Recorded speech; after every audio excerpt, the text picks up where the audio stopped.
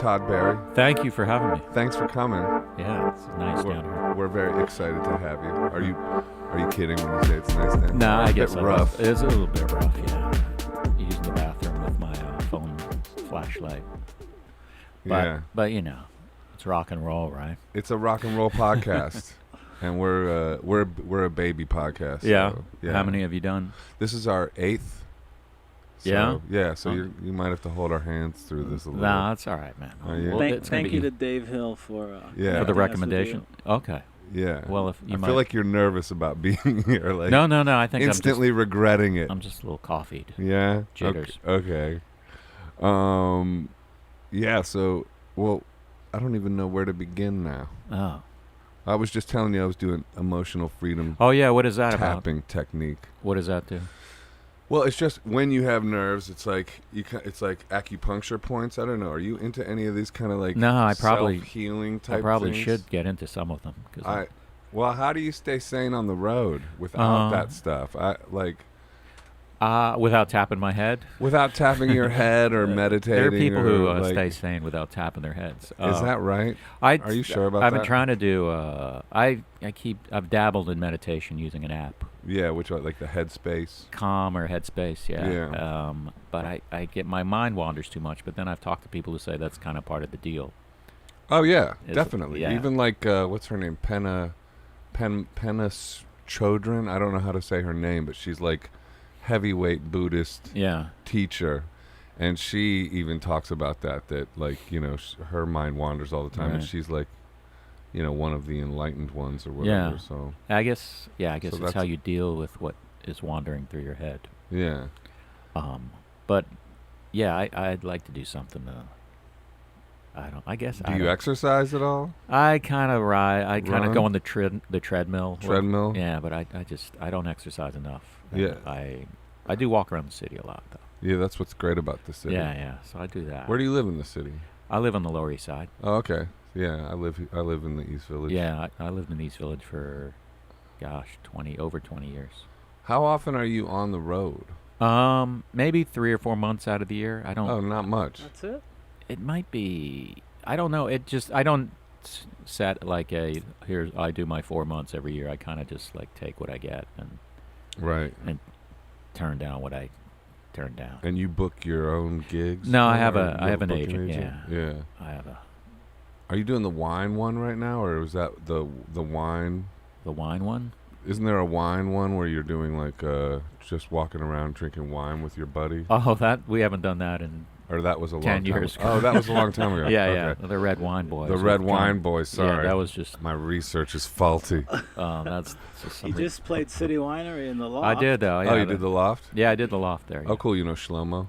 I have met Shlomo, Yeah. So the rest of the time you're at the Cellar, or what do you do the rest at of the the Cellar. There's all sorts of clubs. There's like little bar shows that I've been doing. I'm just trying to gather some new shit together. Or write some new shit, new not material. gather. Gather sounds like I'm just poaching from people. No, just writing new material because I want to next year play some bigger places than I play. Yeah, like what? Like theaters? Yeah, like little, relatively small theaters. But I mean, I do small theaters now, but I guess talking 300-500 kind of thing is what I.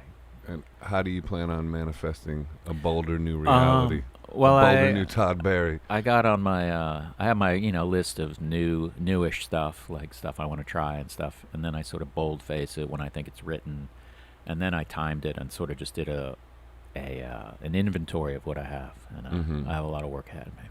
Yeah. I wonder if it's similar to putting an album together and going to mastering and all that. Like. I mean, clocking songs and then these are the 10 I'm going to put on my record. Right. I mean, I guess there is that decision-making process. It's just, I guess it's different in that you don't work songs out in front of people. I don't think. I mean, that's not how you do it. Yeah, you do a little. Yeah. Well, it's interesting the first time you play them, and then like they have this new energy that's amazing. Right. Especially if they're good ones. They're like, oh man, this works. Yeah. Or if it fumbles, But I'm super envious of. I want to be a comedian. Do you really? No. Yeah. You want to be a musician? Yeah. No? I mean, I used to dabble. I know you're a drummer. Yeah. Well, not good, but yeah. Punk rocker. Yeah, I'm a big punk. But Are you a punk? No. I mean, I think I always. I guess I'm a poser. No. Nah. I guess I. Yeah, I mean, I'm not a punk, but I like some punk music. Yeah. Are you a punk rock comedian? No, that sounds terrible. That does sound terrible. I'm sorry I even asked that. I think any type of, any sort of like label, adjective before comedian, I don't want to. You don't want? I don't think, unless it's just great or. Yeah. Funny. Yeah, funny comedian. I could deal with those two. I could deal with. And when you started doing the crowd work one, that one kind of interests me too. Yeah. Because of like the boldness of that and just sort of like the in the momentness of that. That's a meditation relationship in a way because you're trusting the moment so much to do that. That's pretty, interesting. Yeah. That's pretty a big deal in a way. Yeah, I mean that special I did, the crowd work tour on Amazon Prime and there you go. on iTunes. Plug it. But yeah, that was a thing. I just got bored. I was kind of just like, I just released a special on Comedy Central. Yeah. And I was like, oh, because there's always this thing of like, can I go out and do these jokes that I heard are in a special? Because some people get very like a little dramatic, like I have to burn them. Like write a whole new hour. Yeah, it's like, but you go out there and like 90% of the people haven't seen your special. Right. And that might be a low number. And then you do the jokes from the special and they're like, oh, yeah, we like these. But yeah, it's that whole thing about if somebody's heard the joke before, it can never be heard again. Yeah, I mean, that's not totally true, is it? It depends. I mean, comedy is. I mean, I guess another contrast between music and comedy is that people want to hear the old songs over and over. Right. It's annoying on the flip side. Yeah, like a song is something that it grows on you, and then like the 10th time, you're tapping your toes, and you know the words, and maybe you're not tapping your toes, but you know what I mean. Yeah, you're shaking your booty. I feel there's less repeat on comedy, whereas if somebody came to see you every night and heard the same set, they'd be like, okay, I had Yeah, I mean, there are some people, occasionally I get the person who's like, you do 4 shows in a week, and they're like, I'm coming all 4 of them. And you're like, I kind of wish you wouldn't, but if you're into that, then just sit in the back. So do you have some of the Todd Barry freaks that come to all your shows? Like, I mean, I mega fans or whatever? I have a manageable amount of mega fans. I don't have like but yeah, I mean, what were we talking about? I can't remember. The crowd work stuff. Oh yeah, so the crowd work. Yeah, so then I kind of was like, I'd always done a lot of crowd work, and it just popped into my head. Yeah. That I'm gonna do a whole tour like that. Yeah, so I booked a tour. I was between booking agents then, and I booked a little tour with the people I knew, and then I just did another one and filmed it, and. Was it nerve-wracking when you first started doing that, or was it right away successful in your mind? It's actually been very successful as far as like, because the crowds are, if anything, I think some people think it's like going to be a madhouse where people are going to be screaming and they're actually, they're quite polite, and almost some of them will sit up front and don't want to be talked to, and it's like, I get that. I don't think I'd want to be talked to at a show, but it's also like, well, this show is about talking to the people in the front row. And they know that. Yeah, so. But I do find it's almost, I'm more relaxed doing a crowd work show than I am a show with material. Really? And I think it's because I think with material, I mean, I like doing material. I like being considered a joke writer, but you kind of like have this expectation they're going to laugh at this point. Right. And then if they don't, then there's a problem. And it's also, it's a little, sometimes you do jokes 1,000 times, it seems like. It's kind of like, well, you can go on autopilot. Yeah, whereas crowd work, you're forced to be there. You're forced to be present. Right, and it's just I find myself just kind of floating more when I'm on stage. That's interesting. And also doing way more time than I usually do. Like flow state. I guess I don't know what flow state is, but that's meditation stuff. Okay. Yeah, I guess it's sort of. Yeah, I kind of just trust that I'm going to be able to. I mean, it sounds scarier than it turns out to be, but I mean... Yeah. Well, just like doing a podcast or something. Yeah. Although I'm still terrified. Are you really? You don't a little less. You don't seem terrified. Really? No, you seem... This is fine. Okay, good. Are you having a decent time? Mm-hmm. Okay, good. Mm-hmm. Well, that's interesting. I want to talk more about that. I don't want to just veer off of some other questions like about the wrestler or something like that. I want to keep talking about this flow state stuff. Because, I don't know, but... And also, I mean, another thing I remember the first crowd work show I did was in Philadelphia, and I just remember this realization, like, I don't have to prepare anything. Like, I guess the lazy side of me was like, I just take a shower and and steam clean a shirt maybe, and then let's go do this. And so you don't have anything before, like, because before there's always this, like, for me and for like musicians I play with. Even like I play with sometimes big ones, and we'll play small little shows in Mexico in front of 10 people. Right. Like I'm in a band with Peter Buck. Right. And he, like, before we're about to play in front of 10 people in Mexico, he'll go, "I hate this part." Like, nervous. Like, oh yeah. Like I hate this part of a song or something. No, I hate this part right before we're about to play. Like I'm nervous. And I'm just like, wow. Like really, you like. So I'm just wondering, like. For me, that's what I was talking about, the EFT, emotional freedom technique. If I'm nervous, I'll do that. Like, this is going to be great. Todd Barry's and I are going to be BFF. Todd Barry's not, won't be mad at me at the end of this. Or, whatever it is that you got to do to psych yourself up. Don't you have any rituals like that before? Yeah. Like, you're talking about before show. I mean, I generally, I try to pee close to the. I know that's not the most. That's not no like a jumping jacks. No. No. I mean, I occasionally will take like 4 deep breaths. Right. But I don't always remember to do that. Right. So very low. Yeah, I mean. So from your apartment to the stage, you just get to the venue, pee, and go on. Yeah. I mean, if it's a local gig, I if I'm going to Seattle, there's a flight involved and stuff. Yeah, where do you play in Seattle? I've played. You do rock and roll clubs. I try to do. Yeah, I've been doing a little more of those. I did last 2 times. I did El Corazon. Oh, okay. Which is like, do you know it? I don't know that one. I've done the Crocodile, and I've done the Crocodile. I do Triple Door a lot there. Yeah. You know Triple Door? Yeah, I do know Triple Door. Yeah. Yeah. Do you like that one or no? I had an experience there that I did enjoy. I saw the hesitation. Flash, which surprised me because like. Yeah, I mean. Yeah, we don't have to bash the Triple Door. No, we can move swiftly on. Unless you want to talk about it. Maybe off camera. Off camera. But yeah. Damn it, Triple Door! What did you do to Todd Barry? I know any other comic would have just gotten into the story, but I'm. That's okay. I'm I rise above it, Let's rise above. Let's get out of the muck. Yeah. Yeah. Yeah, the improvisation. I don't know.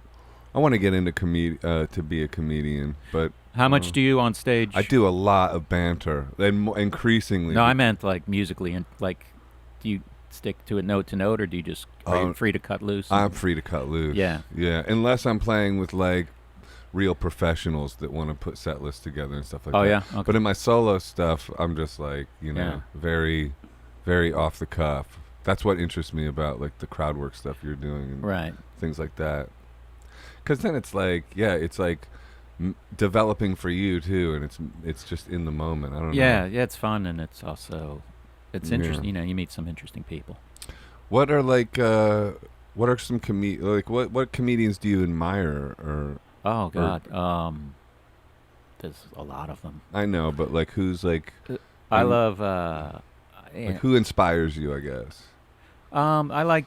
Do you know Doug Stanhope? Oh yeah, he's great. He is great. Like he's one of those guys. I watch him and I'm like, oh man. Kick the way you kick. What is that now? That was on one of his specials. I just remember that line. He said, "Kick the way you kick. Like, do it the way you do it. Like, Yeah. I just remember that line. Oh, I didn't. Okay. It was his last special. It was like he had this whole thing. Kick the way you kick. Like, yeah, he's great. Oh, about like the field goal kicker who.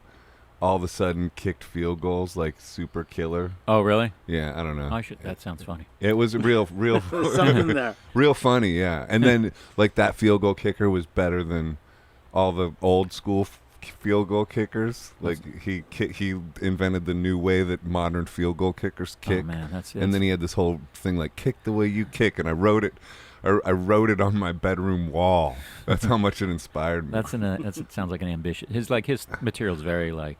Last time I saw him, he must have done close to 2 hours, and it was like I had seen him a few years before, and there was like not a single thing I think that. Yeah. But so someone like him, I like. What do you like about him? I also like that he says shit that I wouldn't even dream of saying. Right, and right, because I always think a comedian who says something that even if I don't agree with it, and I still laugh. I'm like, wow, that's pretty. It puts you in a weird spot where you're like, you just said something kind of horrifying. Yeah. And I'm not saying he says horrifying things, but just things that I wouldn't necessarily agree with even that you don't agree with. Yeah. Exactly. But just the fact that you'll say that shit makes me respect you, at least to that degree that you'll say shit. Right. It makes me feel like, oh, man. Because I saw him because he helped his mother commit suicide. Right. And I saw him on Mother's Day at Caroline's, which is kind of a touristy club. Open with that joke. Open with a story about killing his mother on Mother's Day at in a place where half. And I was like, oh my god, like if you could do that, that is crazy. You get that one under your belt, and you're off and running for the show. But also, who else do I love? Maria Bamford is great. Do you know Maria Bamford? I know the name, and she's fantastic. I think I do. Like if I saw it, I'd be like, oh yeah, that she's type great. of thing. Dave Attell is amazing. Yeah, my favorite. He's a. Why is he your favorite? Because he's just in his. He's not old, but I like to say in his older he's our age, bro. He's in a state that he seems like in constant misery, and he just like delivers. Yeah, like, he's a beast. He just comes on stage and just like stabs you right away. Yeah, it's just like, and he's just the funniest. And he does jokes where you're just like, that's from another planet. That joke, and he just doesn't give like a fuck. What? Well, I mean, he did a joke. I hate to. You don't want to quote? I could quote a joke. I mean, he did a joke about he gets down and dirty. Did a joke about anal beads. And real quick. Like, how does what does it feel like when anal beads, when you take them out? It feels like hearing "There is no Santa" 8 times in a row. And it's just like, I don't know anyone who would have thought of that. And he'll open with that. He'll just open with that, and then go into child molestation, and then go into this, and he just jumps. Yeah, it's just like, that's funny. He's. I love Dave. But there's a bunch of other comics out there. How often do new comics come up where you're like, wow? I mean, or is it just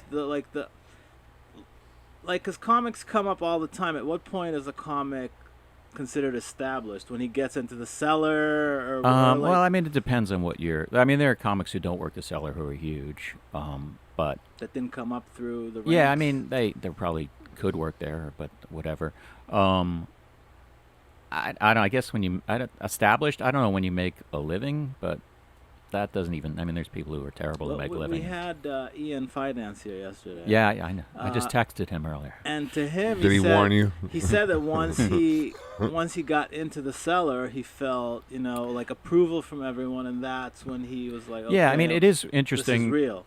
When I started 31 years ago, but you're just like, wow, I never would have known that, like, I'm going to go on after Chris Rock or Jerry Seinfeld or get an email from Weird Al Yankovic or something. How did you start? What was the first what was the impetus to like? Well, I was in Florida. Yeah, you graduated in Florida. Like, I mean, I was born in New York, then I moved to Florida and moved back. You were born in the Bronx. Right? Yeah, man. So you read my Wikipedia. Oh hell yeah, dude! We do our research. We go on Wikipedia and check you out. What part of the Bronx? See, when people ask me what part of the Bronx, I always have to do this little caveat: it was Riverdale, but it was not a mansion in Riverdale. It was a one-bedroom apartment. Today's Riverdale. Yeah, it was just a very simple apartment. So you're a rich kid. No. I know. You're busting my balls. But I used to be into comedy, and I used to watch it on TV, and used to see like. Those like people like Letterman. I knew about Letterman before he had any TV show. Oh, really? Yeah. How'd you know about him? Just from like he would be on like the Merv Griffin show. I don't know if you remember shit like or Mike Douglas. I remember Merv. And then there was like and the Tonight Show with Johnny Carson. And so I would see these guys, and I like these sort of what they would call like the hot young comics, the upcoming. And so I enjoyed it. And then I started in what the comedy boom of the '80s, which was you could go down to Florida and work for 2 months on the road. That's cool. And you don't leave Florida and you're making a living. You might not be making tons of money, but you're a comedian, professional. How's that different than today? It's harder? Well, it at some point they had there were one-nighters everywhere. I mean, there's still tons of comedy now, and people have said there's another comedy boom, so maybe there is. Feels like there's a comedy boom right now. Yeah. Or with podcasts and all that kind of thing. Or it's a different kind. Right. But there was a time where like when a lot of the open micers here, the open mic comics have to go on, and hopefully there's like regular people in the crowd, but oftentimes there's like your friends are watching you, and then you just it's like comics performing for comics. Yeah. Right. Whereas I got to start an open mic, where it was like a Wednesday through Sunday, and then like on Playing Sunday in front of real people. they would have the headliner, but they would have open micers before the headliner. So there'd be like 100 people who were just like comedy. You know, you could just, because the people that were headlining for the most part were not famous. Right. But the place would fill up just because comedy's the thing. And, right. But I forgot. And there was no internet, so people No. needed entertainment. Right. And so then I started, I just was like, I went to these open mics, and then I just got this little like feeling in my gut, like, oh, I should try this. Because I was always someone who tried to be funny, and I guess people thought I was funny. But I was like comedian, I would never do that. And then at some point I just tried it, and then I didn't stop. Was your style similar when you started to what it is now, or did it develop? I think it developed. I mean, hopefully I got better, but... right, but did it kind of... Because you have a very unique style of comedy, I think, and like... Delivery. And your delivery, was there seeds of that way back then, or did it completely shift? I mean, I imagine somewhere have cassette tapes buried somewhere, but right. You don't really. Yeah, remember. I guess I think I was a little more like kind of comic-y, if that makes sense. More boisterous. Maybe? No, not more boisterous. Probably not more boisterous, but more like emulating like Dennis Miller or something. Oh, really? Yeah, just maybe cadence-wise. Didn't necessarily have my own voice, I don't think, from what I remember, but right. But then then I developed into this voice that people started doing impressions of, and I was like, oh man, is that what I sound like? Right. And yeah. So how soon before you felt like, okay, that you made a living or that you were successful? Well, it's weird in Florida because there was such a demand for comics. That was another thing I was going to tell you about the comedy boom. Is like a lot of there were these one-nighters, which still exist on some level, but just someone would go into a bar and go, what do you got going on Thursday? You little light on Thursday? Okay, well, I can bring in 4 comics. Give me $1,000, and then they would pay out probably $400 and pocket $600, and then there'd be a comedy night at this this bar and grill, and then where people would pay, and sometimes you got a hotel room and like $150 for a 25-minute set, which even now doesn't sound too terrible, but. Yeah, so there was just stuff you could work everywhere and fill in your calendar, but... And then you moved to New York. Then I moved to New York because I kind of wanted to move to New York anyway. Right. And then I kind of... Were you doing well in Florida, and that's what gave you the... I mean, I was doing relatively well, but I mean, I was doing fine in New York. What year did you move? I mean, fine in Florida. In 89, I think I moved here. And was it L.A. versus New York as far as No, the I never comedy considered world, L.A. No, because we had taken a couple of trips to New York with my family since we had moved from New York, and that's just one of those things where I'm not real decisive about a lot of things, but I was just like, oh, I want to move to New York. Yeah. So then I did it, and I had a roommate, a friend from UF who wanted to move to New York, so we just got a place. That's cool. Yeah. And then what? You just started doing stand-up I sort of tried to here? infiltrate the clubs here. There's a place called Catch Rising Star, which is kind of a legendary place. There's still a couple of like the chain clubs called Catch Rising Star, but it was a place that just everyone played there, and there was a band, and just a lot of people started it. So I tried to get on there, and I had like a recommendation from like a comic I worked with in Florida, but it's very hard, and also you think you're better than you are, right? Because you watch some guy do 8 minutes. I got 8 minutes. Yeah.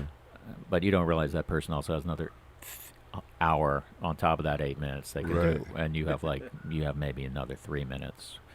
But so I just hung it. I just hung in there, and just kind of just waited around. I mean, there's 500 times where I could have quit.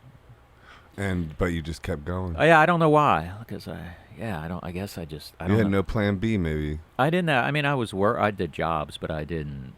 Yeah, I didn't. I don't know why I hung it. I think sometimes it's part of it. Just like, no, you're not gonna win this. I'm gonna win this. Right. To show business in general, not to. Yeah, to the devil. Yeah. Or whoever. Yeah. Yeah, I'm still on that fight. I mean, aren't you? Like in terms of, aren't you? Well, you even said it. Like you're still looking to play bigger. Yeah. Bigger rooms, and like the dream that like you want the dream to keep expanding. Right. And evolving. It's like I think it keeps you young. Yeah, I mean, I kind of like that I've never I almost seem like someone who might have broken at some point. Right. I mean, on some level, I've definitely done things that I'm happy about, but yeah, it's a nice slow burn as opposed to flash in the pan. That's me too. Yeah. You know, I've put out like 20 albums or something like that, and you've never even heard of me. Oh, I know who you are. You're from Atlanta, right? Well, I moved from Ohio to Atlanta, and then I moved here. Yeah, I've been here about 25 years or something like that. So a long time. Yeah. What makes you laugh? Oh gosh. Or do you laugh? I mean, sometimes it's. I mean, well, that's a good question. Usually, it's just silliness or just vile shit. But I can't can't think of an example right off the top of my head. But then also, you'll meet people who just, someone who works at Bed Bath and Beyond who tries to be funny. Like, wow, that was funny. Right.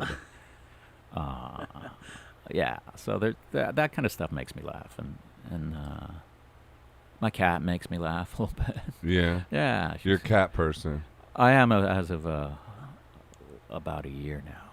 How is it your first cat or? Well, I had a cat living with me and a girlfriend living with me, and it was her cat, and then that ended. And then I had a cat when I was younger, but now I just got one, and she's a lot of work. Yeah. Do you think it's hard to have a relationship when you have a relationship with showbiz?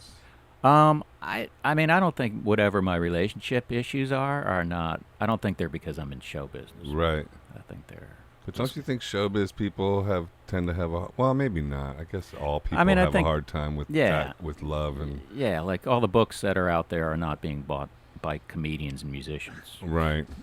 I buy a lot of them. Do you really? Yeah, man. I'm on a self-help quest all the time. Are you reading the one Attached that everyone's reading?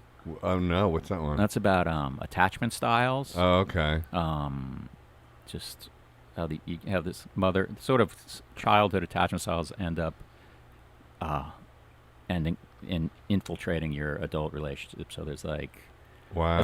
There's people who are secure in a relationship. There's people who are anxious, and then there's avoidant. And what are you? I'm probably anxious. Anxious? Yeah, you can see me shaking right now. I can see you shaking. It's making me nervous. I know, because I might have to use that awful bathroom upstairs. Oh, my God. With your cell phone light. Well, what do you look for in a friend? In a friend? Yeah. Oh, man. That's a good question. I mean, I always seems to be frustrated with people who aren't reliable communicators. Uh-huh. How does that go down? Am I getting too personal? No, I'll let you know. Let me know if I do. Well, yeah. I mean, I just find that I like just people. There's some people out there who just you want to get lunch? You can answer that question. Right. You can just go no. Yeah. And I'm going to be all right. Mm-hmm. But don't leave me waiting for 3 days. Yeah. So there's shit like that. I mean, so reliability and just sort of. I like also friends where you can just insult each other's whatever families and vile shit, and then if someone's like, "I got this little problem," and then you shift gears, and you're like, "All right, well, let's be serious now." That's cool. Yeah, that's how me and Ehud are. Yeah? Yeah, he constantly insults me. Yeah? I mean, he puts down my interview style all the time. Really? Oh, yeah, that's why he's trying to take over the whole interview. I didn't even know who was going to be involved in it. I know. And he's like, it's passive aggressive. It is a little bit. It is, right? No, he won't even be on camera, but yeah. Oh, I didn't even realize that. If you're going to interview, then you got to be on camera, bro. I forgot I was on camera. You can't be off camera we and don't have a budget for a fourth camera. Oh, come on. That is funny. That is not true. You could find someone who just turns the camera on. Or we could have one camera on you, right? I can't believe this is a 2-camera. My podcast, I don't film my podcast. So what are you good at that nobody knows? Oh, my God. That's a good question. And I'm afraid I'm going to give you a terrible answer. Can you juggle? I can juggle 3. Boom. I can too. Yeah. I haven't done it in a while. Too bad we don't have 6 balls and we could have a juggling contest. We could just go with the all juggling podcast. Next time. Yeah. And then I don't know what I'm good at. I don't know. You don't have to be good at anything. Yeah, thank you. I'm probably not good at anything, honestly. Sometimes I feel like I'm not good at anything. Oh, yeah, so when you were a drummer, how long ago? Do you still play drums? I occasionally, like I've done these shows with Yola Tango. Oh, that's cool. And they'll often let me play in the encore. Yeah, like double drummer vibes, or either double drummer or you're the or drummer. Georgia will. She might take over the lead vocals. I'm trying to think how we've done it before. So you're a good drummer. If they're going to let you do that, you must be at least good. I wouldn't. No, I'm not. I mean, I never thought I was good, and then I watch people who can really play, and you're like, oh my God, I don't even know what you're doing. That's like magic what you're doing. But simple is good sometimes. Maybe you're simple. I actually ended up playing with Alex Chilton on an encore. That's insane. Yeah, that is insane. Let's talk about that. And I was like, well, it was during one of the Yola Tango. They do these Hanukkah shows. Do you know about them? I didn't. Well, I know Yola Tango, but I didn't know they did Hanukkah. Yeah, they shows. do these things. They've been doing. I it for think 10 I years actually now. heard Maxwell's or something. They used to do it at Maxwell's. Now they do it at the Bowery Bar. They do right, Maxwell's closed. They do a show every night of Hanukkah. Oh, that's cool. And every night is a different benefit, so it's kind of a cool that's event. Neat. Yeah, and they have comedians and people sitting in, and so one time they were like, "Well, Alex Chilton's going to be our special guest," and they sort of I guess extended the offer to play one of the songs, and I was like, "You got to tell them that I'm not good." Because I know them, so they know whatever skills I have or don't. But I don't want to just thrust the comedian on some guy who's like a real good musician. Yeah, but have you heard Big Star's third? I've heard Big Star. Yeah, Sister Lovers. Yeah, that's the third album that they made. It's like real loose, loosey goosey. But I actually told him this. Just reminded me what you said earlier. I said, he was kind of a shy guy, and I kind of am shy, so I kind of said, "Hey, I'm not really a good drummer." He goes, "I'm not a real drummer." He goes, "Oh, those are the best ones." Exactly. And then we played the song. We played, what was it? God, what is it? Oh, I'm blanking on the song. I forgot the song. September Girls? No, it wasn't one of his songs. Oh. It was, fuck. Oh, shit. Not MC5. Who's the Mark Bolan one? T-Rex. T-Rex. Yeah, one of their famous songs. Jeepster. Jeepster. Boom. That's all coming back. There you go. Boom. So we played that, and at the end, I was real sloppy at the end, and he goes, "You're a hoss." A boss. Hoss, H-O-S-S. Yeah, but what does that mean? And I looked it up, and it was I think it was like a badass. It's a compliment. Yeah. For sure, dude. I was like I was immediately going to get on Google and look this shit up. Because you're a hoss. Yeah. I was like, all right, well, I can't believe I did that. Yeah, that's amazing. Yeah. Do you think of him, interesting, when you think of people who passed that you know or that you've had experience, isn't that a trip? Yeah, it is weird. It's not really a question. It's more just I think about that sometimes, friends of mine that are gone now. Yeah. And I think of memories, and then it's wow, they're in the spirit world now or whatever, in my memory. And yeah, quite a few comedians have died lately, and so I've been going through that. Yeah. What do you think happens when you pass? Oh, man. Who knows, right? Well, I agree with that. I mean, that's the simple answer, but maybe that's the answer that everyone should give to that question. Okay, well, let's ask the dragon cards. Oh, I didn't even see those. Well, there's a whole bunch of decks of hippie cards in front of you. I don't know how I missed those. This is Oh, I pick one? Mm-hmm, then you read it. It's going to... Earth and water dragon creates the foundation for new growth. A fresh start is coming with new opportunities. Nurture your ideas and harvest the abundance. Wow. What do you think? I think that would apply to absolutely everyone who picked this card. There's no one who would be bummed out by that. Oh, fun experiences? Who wants those? But it goes with what you said when you walked in here, that you're going bigger. Yeah. You're going bigger now. Mine is Air Dragon. Helps you rise above earthly matters. Communicate honestly. Brings inspiration and hope. See life from a higher perspective. Oh, my God. I feel like that's happening right now in this podcast. Yeah, definitely, man. So is that the way you use those cards? You just pick one and you read it, and then you go, wow, that sounds cool, and that's it? That's it. Wow, you paid money for all those, huh? Yeah. Oracle. They're Oracle cards? They're worth their weight in gold, Todd. Now Ehud's afraid to read his because of your joke. Well, we've had this one before. All right, Golden Atlantean Dragon. That one helps again? you remember the wisdom of Golden Atlantis. Yeah, we have. Reclaim your mastery. All right. I saw this show about Todd didn't like that bit. those guy who was debunking horoscopes. Yeah. I saw, and then he had everyone giving their birthday like in his classroom, and he goes, "I'm going to write you an individual horoscope." Yeah. And he passes out, "Here's your individual horoscope," and then he said, "Raise your hand if it's on a scale from 1 to 5, 5 being accurate. How many say 5?" And like most people said 5, and 4, a lot of people. And he said, "Now take your horoscope and move it to the person to the left, and take the one." Same thing. And he had given everyone the same horoscope. Oh, really? Yeah. That's pretty funny. That's pretty cruel, but also, it does kind of show. But do you believe in synchronicity or any kind of thing like that, or do you think that there's spirits speaking to you through the universe or any of that kind of stuff? I mean, I do. I am fascinated by coincidences. Like recently, I saw John Prine at the airport. Oh, that's amazing.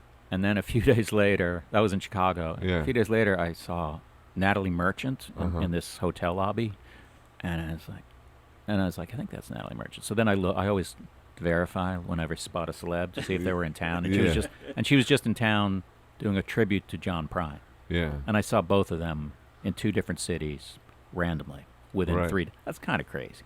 That is crazy. I mean, it's not the craziest thing, but it's pretty crazy. It's very specific.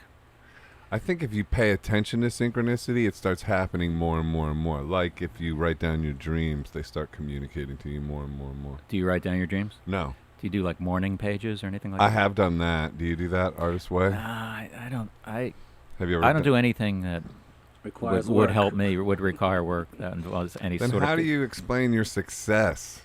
I just have my own artist way, I guess. Yeah, so you do have some kind of techniques. I mean, I work my jokes out on stage, for the most part. Yeah.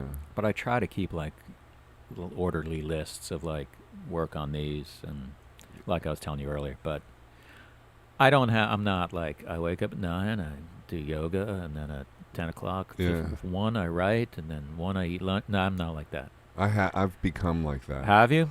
Yeah, I ran 5 miles today. Did you really? Yeah. Oh my God. I know. See, that but makes I'm me like feel like a loser. No, I'm not. It's not to make you feel like a loser. It's some of us need more. It's actually I'm the loser. Really? Yes. You guys are the winners because you don't have to do that stuff. You're right. I was gonna run 5 miles, but now you just told me I don't have to, so I'm good.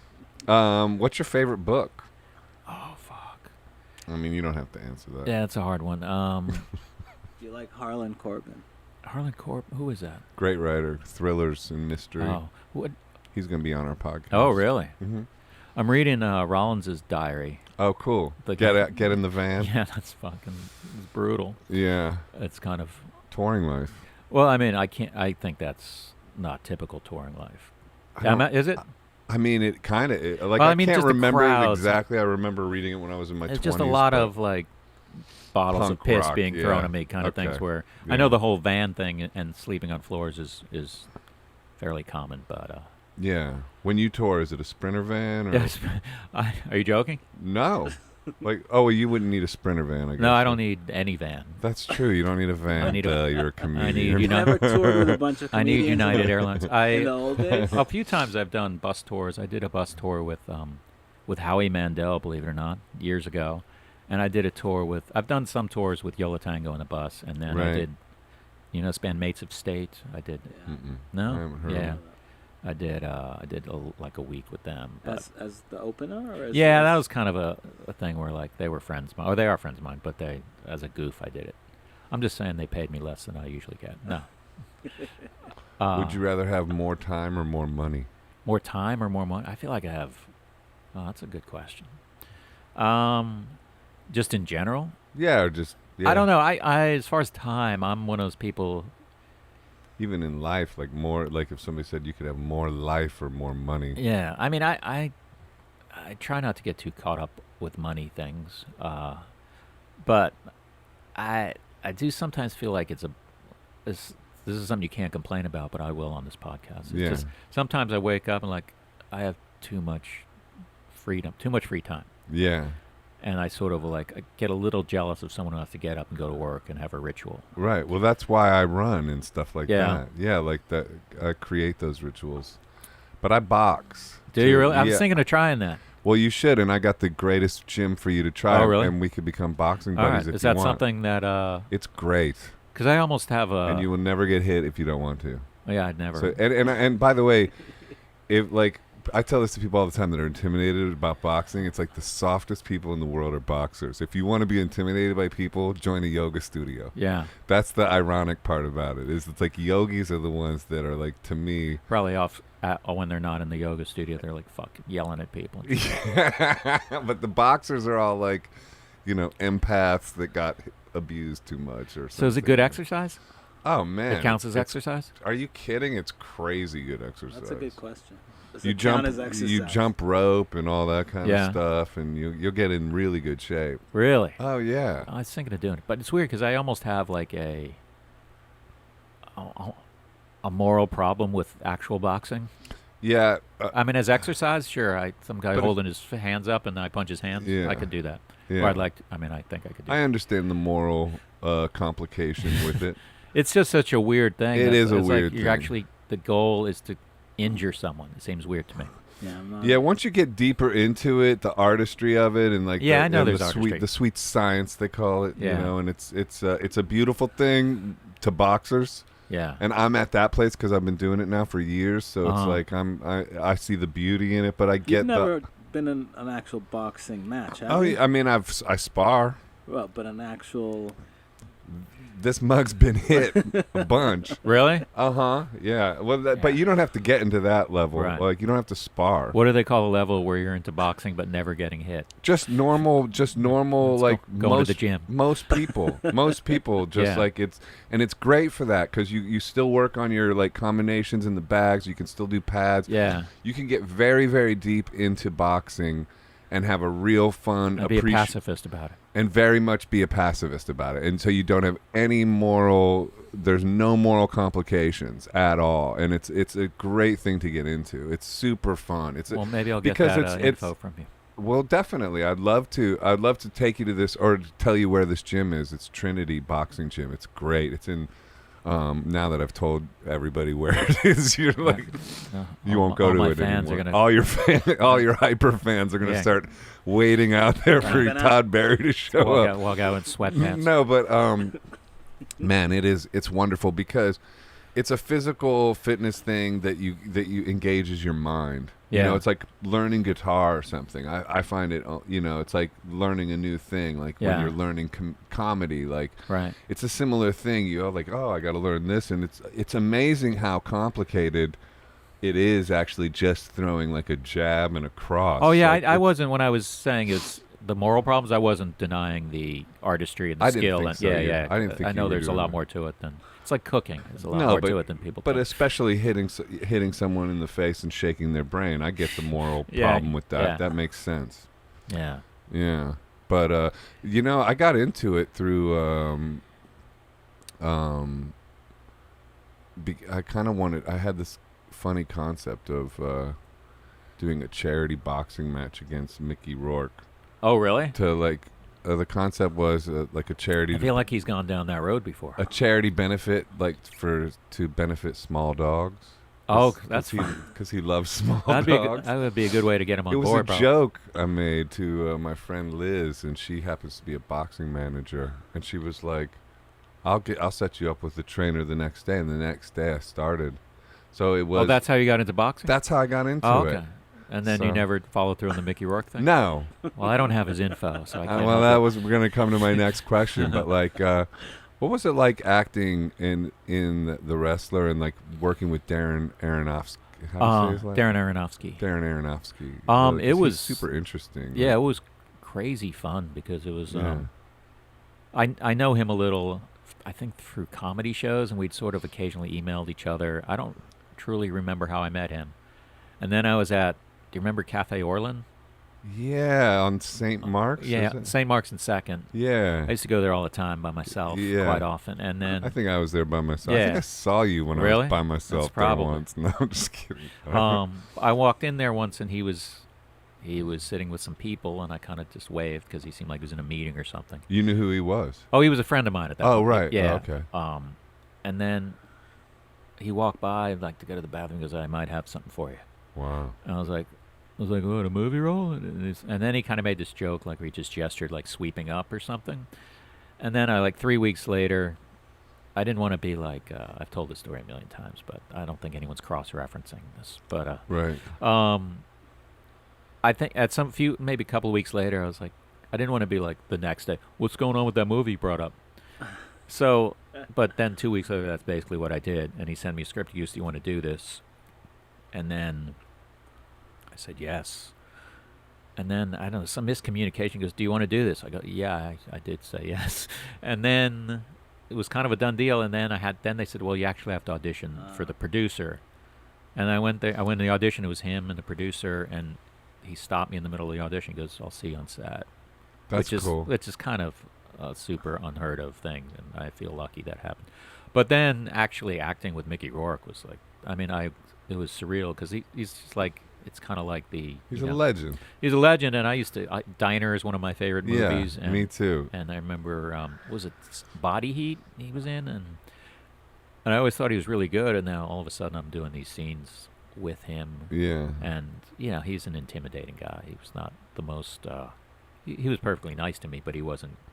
You didn't become instant. Yeah, BFF. I didn't like. I was like, I'm not going to be chatting with him much. Right. But that's fine. Everyone's, he's working, and everyone's got the way they work. And right. And especially, that movie is so intense. Yeah, it is an intense movie. I mean, all of his movies are really intense. I mean, right. Mickey's, but I'm talking about Darren. Right, Darren. right. Yeah. So, and it was great working with Darren, and it was just like.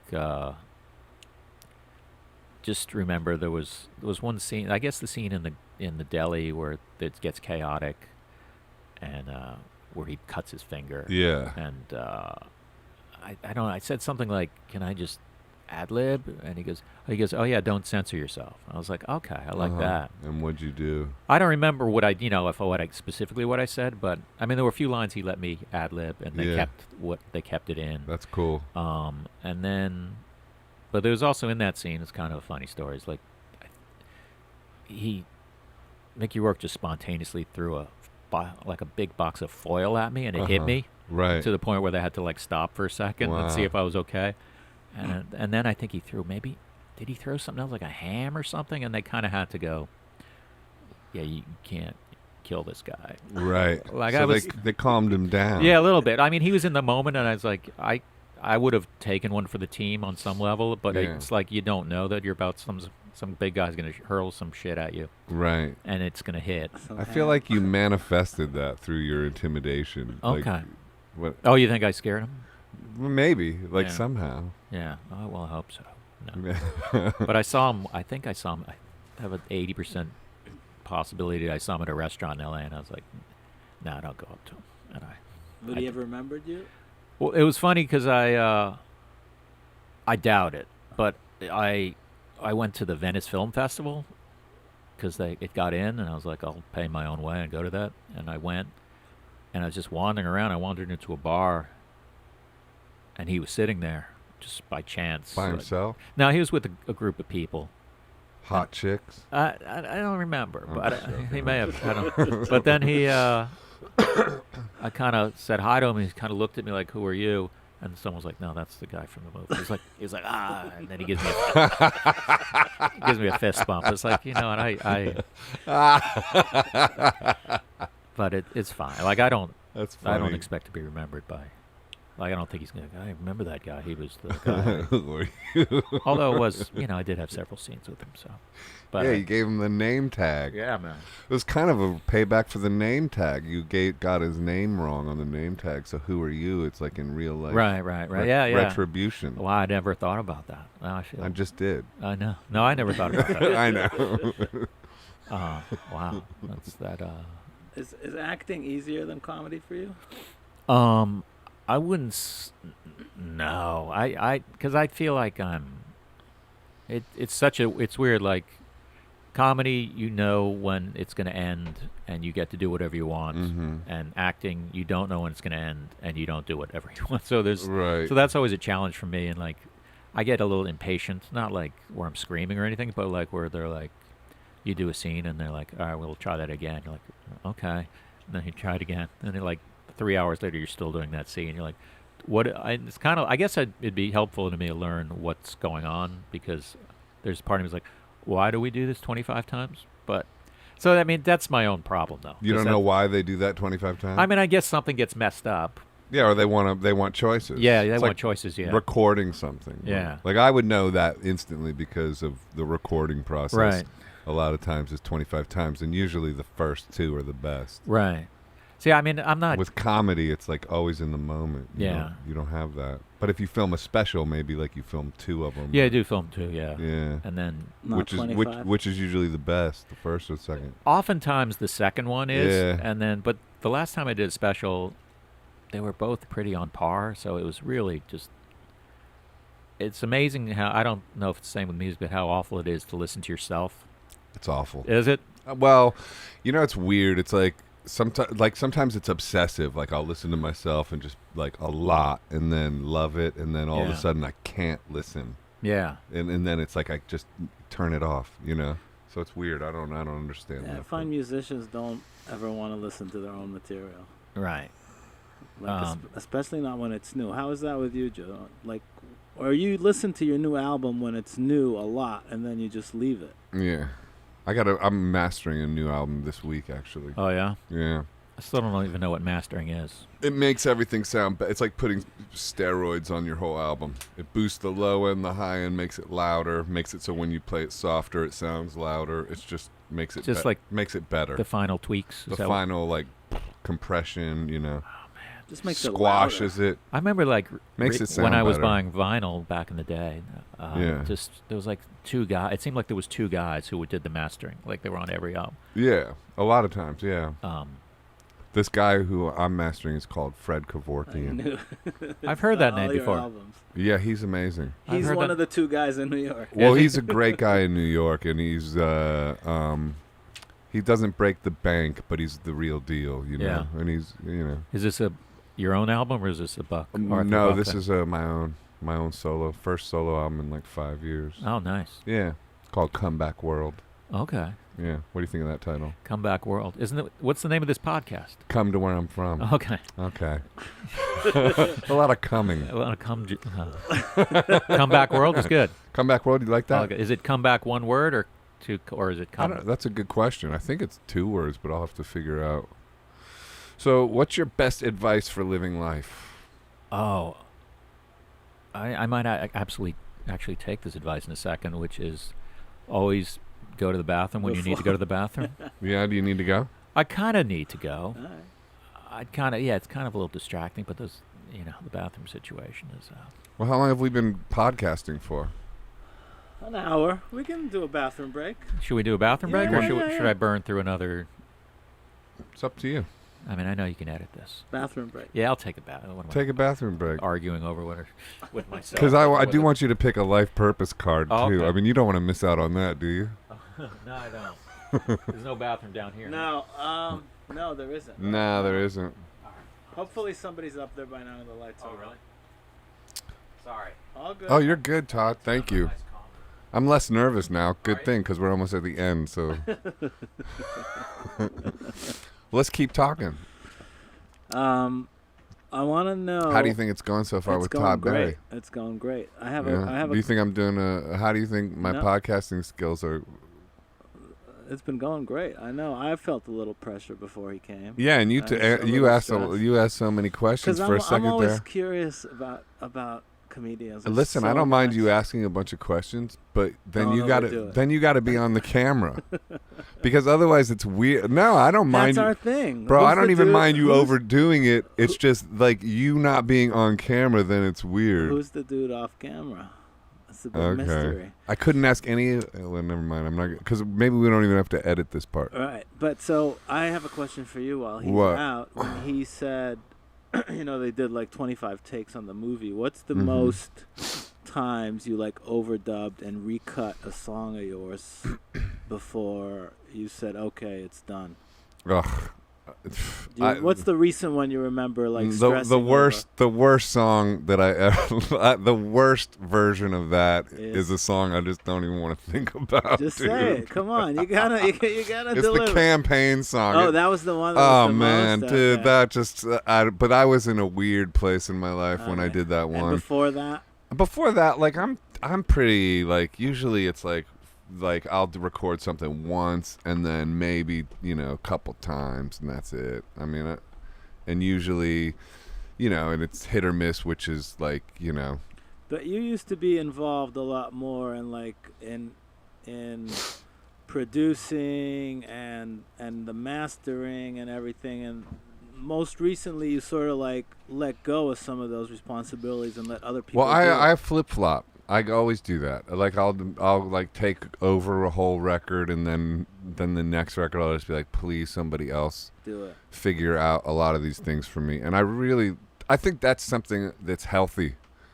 That like flip-flop around with that. What did you do on the most recent one? It's a bit of both. I mean, I took it up to a certain level, and I carried it for a long, long time, and then Chris Seafried, and Seth, helped me finish it. So. Cool. Yeah.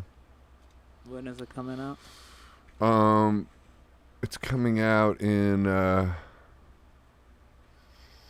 It's coming out in October. Is there a release date? Oh, by the way, too, I should plug that date I got in L.A. coming. Yes. June 27th at Mayfair Hotel. Because when's this podcast coming out? It might be on June 27th. Yeah. Mayfair Hotel in L.A. I'm playing a free show. With a gallery. Did you guys literally keep talking I paint while too. These are my paintings. Oh, really? Yeah. Oh, cool. Yeah, you like them? Yeah, man. Not bad, right? So you bring your paintings to your podcast studio? My painting studio is in the back there. Oh, really? Yeah. So I've actually done comedy in that little room. Yeah. And also I think the bigger room, but I have a good picture of me and Peter Buck I should show you. Oh, yeah. From 1984. That's cool. Really? Yeah. How did that come about? A band I was in down there, I guess, somehow became friendly on some level. And there was like an after party in Boca Raton, Florida, like someone's apartment, and he and Mike Mills went. Oh, that's cool. I'll show you it to you. So this was pre-famous Todd Barry. Oh yeah. So you were in the Chappelle show too, huh? Yeah. How was that? How's working with Chappelle? That was fun because that's one of those things where I think I didn't audition just because he knew me, and that was fun. It's always fun to do comedy with good, funny people. Friends with him? I'm not like friends. I mean, if we see each other, he'll give me a hug, but I don't have his phone number or anything. Do you think he's a clone? A clone? Yeah. What do you mean? Well, I don't know. Like sometimes I see him now, I'll look at the comments and there's like, he's a clone. He's a clone. A clone? What does that even mean? I don't know. Are you into conspiracy theories? You think they're saying there's two Dave Chappelles? Yeah. I'm going to say he's not a clone. I'm going to go ahead and say it. I mean, I agree. Well. I don't think he's a clone either, but I'm just saying. Like, if you see Dave Do you Chappelle, ever mess with conspiracy theories, or does that kind of thing interest you? The fact that we've been lied to? I'm sure we've been lied to, yeah. I mean, I don't think, I'm not super into that. You're not into that, huh? But, I guess I could be. I just never explored that. That's something to explore with all that free time. I know. I need to be more. I need to. Oh, you want me to pick a card? Oh, these are the fancy ones, the gold ones. Life purpose. It says nutrition. It says you conduct healing work with your culinary skills. Whoa, that one's off. You conduct. Yeah, that they took a chance there. And they blew it. Next day. What is your diet like? Do you have any kind of do you research any of that kind of stuff? Oh yeah, I'm like a picky foodie kind of. Really? Yeah, Maybe they weren't so wrong, Todd Barry. I don't cook though. I almost never cook, and yeah, I'm picky eater, but I probably like more stuff than people I know who are also picky eaters. Does that make sense? Yeah. Like what? But do you research any of that kind of stuff? You research it? Yeah, I researched where I got coffee today. Oh, you did? Yeah, I went to a place I'd never been. But you Yelped it? I Yelped it, yeah. And what? Because I was like, I'm going to go a little few blocks farther than where I live. So you're a Let creature of me find a habit. new place. What did you go to? Some place called 787 on East 7th Street. It's I good. went to 3 Street. Oh, it's 3 Seat. I forgot about that. Yeah, that's a good place. This is a good place. This is my regular jam. Yeah, I've gotten that a number They of should times. sponsor us, Joe. Hey, I hope none of my obsessive fans start hanging out here at 3 Seat. But yeah, it's a barber. It's a barber shop, and it used to be they shut the barber shop. oh, did they down. really? Yeah. So it's all coffee now. It's all coffee now, and the back thing is just like a normal people with laptops. type of I didn't vibe. know that. That's interesting. I think that's the second barber shop, coffee shop where they gave up on the barber that I know about. Yeah. But I didn't even know those existed. What's your favorite barber shop?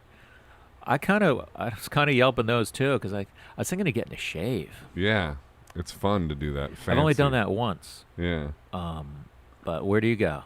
Well, I mean, You have hair though, so it's different. yeah, like my last haircut I got was the keyboard player in Arthur Buck named Greg. Greg Foreman. He like took a razor and just tried to Keith Richards my hair. Every time I go get my hair cut, I try to make it look like Keith Richards as much as possible. That's always. Well, I think haircut goals. Keith Richards. I think having a guy in your band razor might be the way to go then. Yeah, but somebody's offered me a haircut in L.A. and I might take her up on that. Yeah. I don't know. So yeah. You don't get offered haircuts, Todd. I've actually had, I'm gonna say a couple of free haircuts. Yeah, I definitely, I try to get free stuff whenever I can. But back to the nutrition thing, because I'm not letting this go. Okay. Because I believe in these decks. Okay. So I'm trying to so you research food stuff. Do you research like diet? Like, are you concerned with diet? I will. I will. Like yesterday, in terms of mood, or carbs, no carbs. Yesterday, ketosis. I was with my friend Claire O'Kane, who's a funny comic, and we had. You ever have Japanese curry? No. I don't know. It's really good. There's a few places. Really? And I was like, because I always get brown rice because I think it's better for you. And she said, I did a bunch of research. There's it's not really a big difference. So I fucking dove into white rice, which is the way to go. Flavor-wise. Flavor-wise. But yeah, because I do have a gut, and every day I think about it. Yeah. But then every day, I like go to the Comedy Cellar. Someone orders wings and chips, and like, oh, okay. Yeah. I guess I didn't order these, so if I eat half of them. But I mean, that's if they offer. That's for like the table. That's not me being a jerk and stealing someone's food. Are you aware of like the gut biome kind of stuff, and No, how what is that that? affects your mood, like gut bacteria and all that? Oh man, Yeah. where? No, I research. I have Really? Yeah.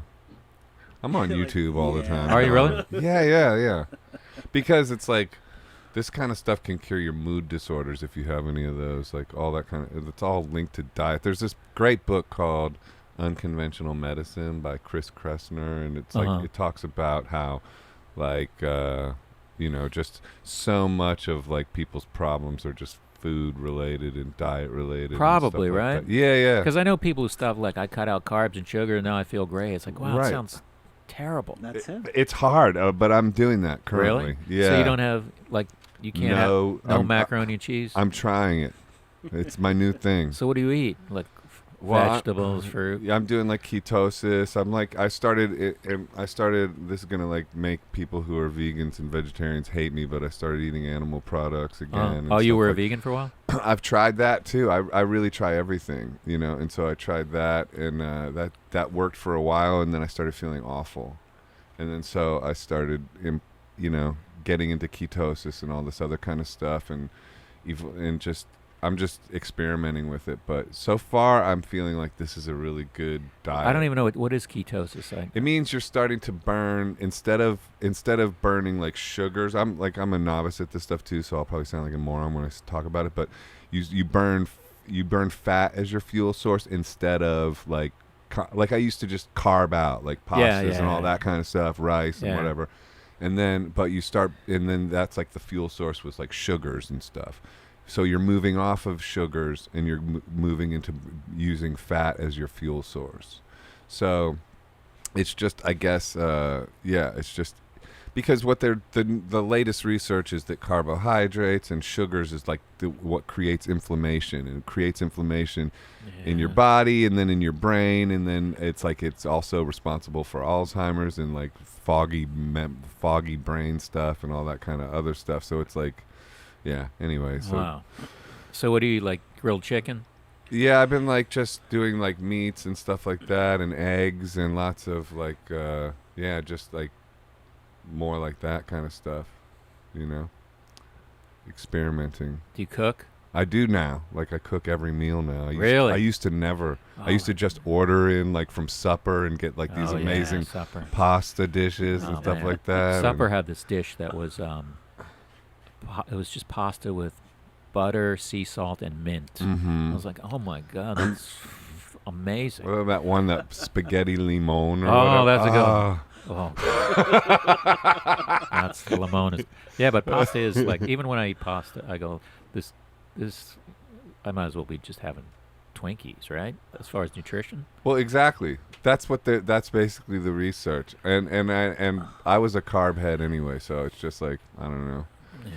I don't know. Mine says talk to your angels instead of worrying, ask for divine guidance, because I'm worrying about like what will people think admitting that I'm eating meat. Like, well, you know, I got to ask my divine angels. I think you might get some flack.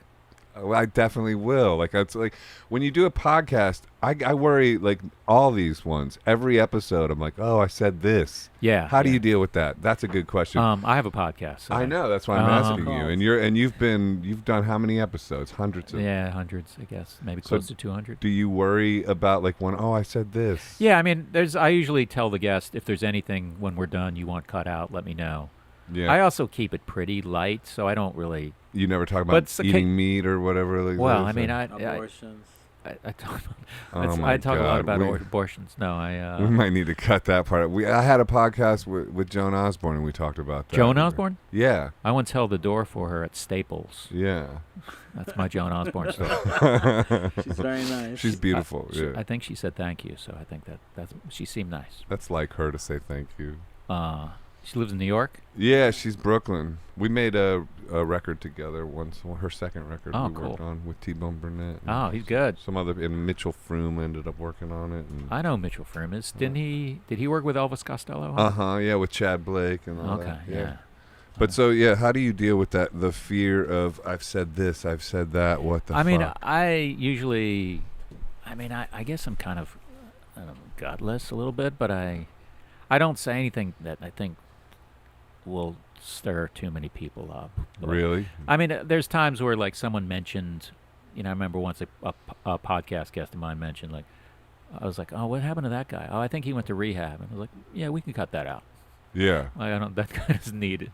Right. His addiction exposed on a podcast that he didn't ask to be on indirectly. What do you think if you went to AA meetings with somebody who passed, and then you mentioned that you went to AA meetings with them and they passed? Is that bad? If they've already passed. Wait, is this something you've done? Yes. Oh, you're an AA person? Well, yeah, I'm not worried about exposing myself about that, but I exposed somebody else who passed. Oh, and you mentioned that they were in AA. I mentioned that we used to go to AA together. I mean, it sounds like something you maybe could not do. Right. We might have to cut that part out. Because I don't think the anonymous part would end when their life ends, unfortunately. Okay. That's if you're asking me, that's my answer. That's good advice. Is it not a well-known thing, or it's completely? I don't know, but let's not mention it on this one too, so we won't. You know. I mean, I know some people who are in AA who are very, I'm in AA, but then. Yeah. Interesting. What's the name of your podcast? Oh, it's a good name, the Todd Barry Podcast. Nice. I should have come up with something better. How long have you been doing it? I did it for like a year or two, I think, and then I got just fried. It's hard, isn't it? Well, it's just never ending. You're like, you do one, like, and you go, oh, that went well, and you're like, oh, I got to schedule another one. Yeah. Did you do it all yourself? You did it all yourself, or you? I did. There was a network. I'm on a network, podcast network called Starburn. Starburn. Yeah, so they provide me with a recording studio in the 30s. So it's a real studio. I was doing it from my house for a while. Is it with guests, or you just with solo? Guests? Yeah, it's usually comedians shooting the shit. But then I had like Ted Allen from Chopped. I got him to be on it. Oh, I know Ted. Do you know? Yeah. He's into cool music. He's a cool dude. Yeah, he's a nice guy. Yeah. Yeah. Mental note. book Ted Allen. Oh, I know. I thought that was You as soon as can't he track said Ted it. Allen down to this basement, though, man. Yeah, we can. He's a posh dude, man. Yeah, he'll be. It's fine. The basement, you know. Rock and roll. No, he's He's a rock and roller. he is. But so are you? And you're still doing it now? Yeah, I am. Yeah. Yeah. But it doesn't fry you out, or it does? I think it might fry me out eventually. I think I want to think of a new one maybe where I have like a theme. Yeah. Right, like As Ian had the Sex in the City. Oh, is that what his is? Sex Ian City. Oh. Yeah, where they like break down episodes of Sex in the City. Oh, really? Yeah, Oh, wow. and then relate it back to their life. I'll have to make fun of him for that. Yeah. What would your theme be? I don't know. If I had one, I would be. That's what my podcast would be, I guess. Yeah. But I feel like that way you can just open it up to more people than just I don't know. So it's interesting. I'm wondering because we're like 8 episodes into this, and every time I do one of these, I have to take a nap afterwards. Oh, really? Yeah. I'm sorry about that. So I'm gonna. Are you putting it out yourself, or Yeah, we're just. Yeah. I do all the editing and the where do you release it? Like on Lisbon or something? Oh no, Libsyn it goes on YouTube. It's on iTunes. It's on Stitcher, everywhere. Google. But how do you get it? Don't you have to use a service? Oh yeah, Simplecast is Simplecast. the home base. Okay. For it. Yeah. It, Alright. and it is simple. Are you getting good numbers? We've just started. Yeah, we're in the hundreds. You know. 100s. Yeah. Oh my God. Those are great numbers. No, in the hundreds. on YouTube, we're in the thousands, but on Simplecast, it's in the hundreds right I don't now. know if But those are we've considered good numbers. we've only been out for 3 weeks. Do you have? you Are you know? going to do advertising? That's a good question. We're probably gonna have to, and we're trying to push. I mean, I feel like it's a building Patreon? process. Like you have to do like Yeah. at Yeah. least like We're not 20 before discouraged. you. I think you got to get some We're numbers both just to jobbers. establish, Yeah, like yeah. a It reason why takes someone would time. advertise. It Yeah. takes time. Yeah. Patreon's another way to go, right? I know Yeah, some people are making we crazy money doing that. Right. But Support us on Patreon, by the way. Do you have a Patreon? I don't know. You don't. Why not?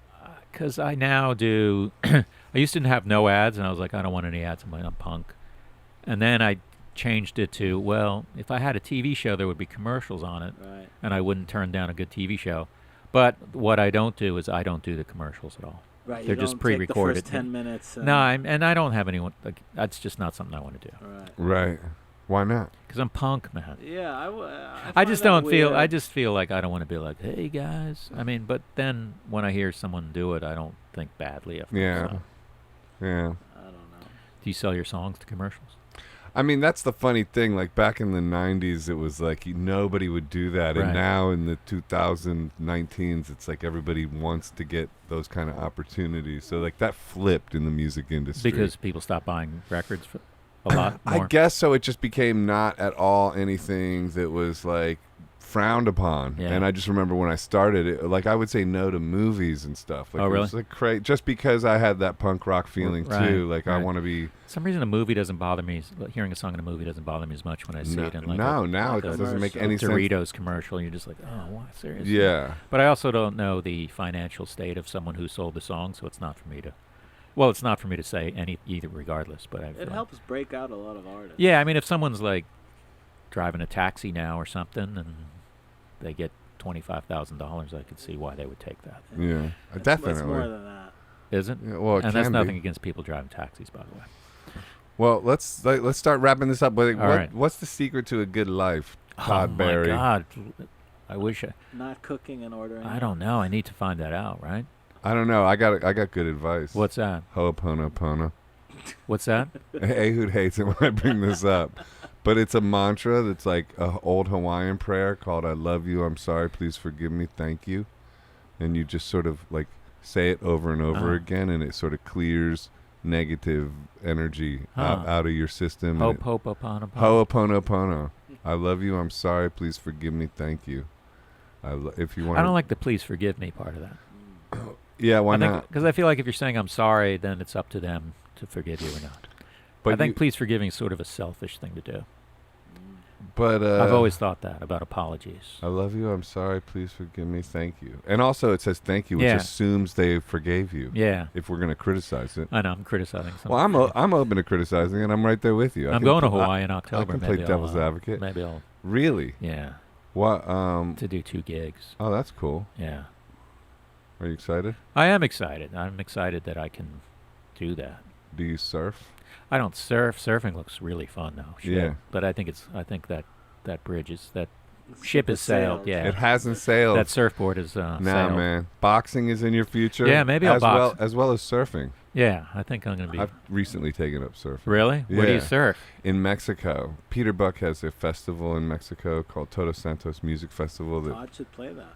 Yeah, that would be amazing if you came and did a gig there. Is that the one where Eugene Merman and Michael Stipe almost got robbed or something? That's so funny that Stipe, you know that story. Well, I know Eugene. You know Eugene, yeah. He's a good friend of mine. I love Eugene, yeah. What was that story, Joe?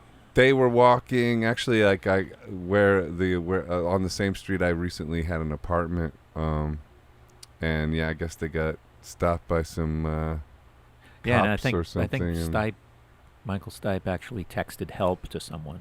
Yeah. Hopefully it was the right person. But I think they were okay. I don't think anything bad. You have an happened. apartment in Mexico? I did. I had to kind of give it up when this podcast developed because this podcast was a dream of mine. I was getting ready to move to Mexico. Really? What city? Todos Santos in Baja. I just went to maybe a year ago I went to Oaxaca by myself. Oh yeah? What I'd never been to Mexico. What made you go there? I'd always been curious, and then I had a girlfriend who was away doing a play, and I was like, well, she's away. I can go away. And I went away. Went on your own vacation? Like a little solo. Was it a spiritual journey? Or? It was a thing where you're like, maybe... I've done a few solo vacations since then, and I'm just kind of like, I'd rather be going with someone. I feel like a solo vacation is almost like a challenge. Yeah, it is. I mean, it has that spiritual journey. Yeah. Sort of wrapped into it. Right. I was glad I did, and I'm like, here I'm like a 4-seat bar in Oaxaca. How cool is that? But then you're kind of like, I'd rather be with having someone sit next to me. Yeah. Did you get the lonelies? I got the lonelies. Yeah. That's a whole nother. That's round 2 of this podcast. That's when you dive into the spirituality. Are you into any of that kind of stuff? No, but the other day I was telling someone like I could see why someone would find religion. Yeah. Well, why? Just to give a little order to things and answers that, rather than walk around going, I don't get what's going on. Do you believe in a creator? I'm not really. I'm not like an atheist. Like I'm an atheist and a member of atheist clubs, but I'm probably more agnostic. But I don't even know if I think I'm just more a-religious. Is that a word? I guess. To me, it's unreasonable to think there's no creator. Really? Yeah, it's like my reason tells me there's a creator because something can't come from nothing. Yeah, I can see that. That's reason. Yeah. And then my heart just tells me that too because I prayed ever since I was a kid. Really? But I'm not like one of these guys that's a bum out because I believe, or that I'm judging you or think I know the answers because I don't, and I don't know the shape of it. But I certainly believe in a creator, and that does certainly give my life a lot of richness. And I do frame my days around a sort of conscious contact with that. And I don't really know how people do this any other way. Huh. Wow, that's a heavy thing to drop on me. I'm sorry, bro. We were just wrapping up. I know, man. That was my fault. I invited that. Yeah.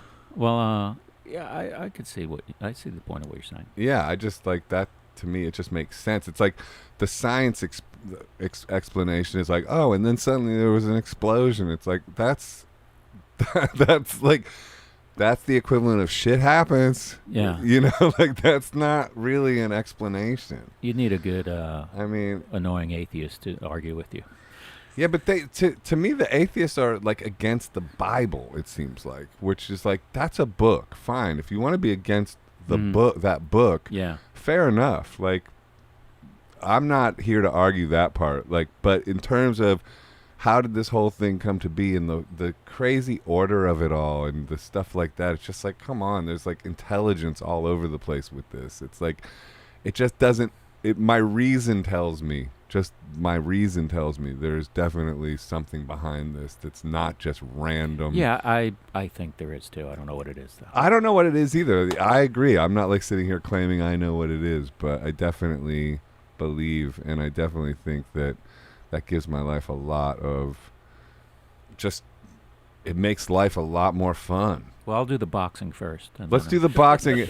Well, the guy who owns the boxing gym, I think he's a believer too. And there is a thing with Christianity and boxing. I don't know. It's called Trinity, the boxing gym. I feel like.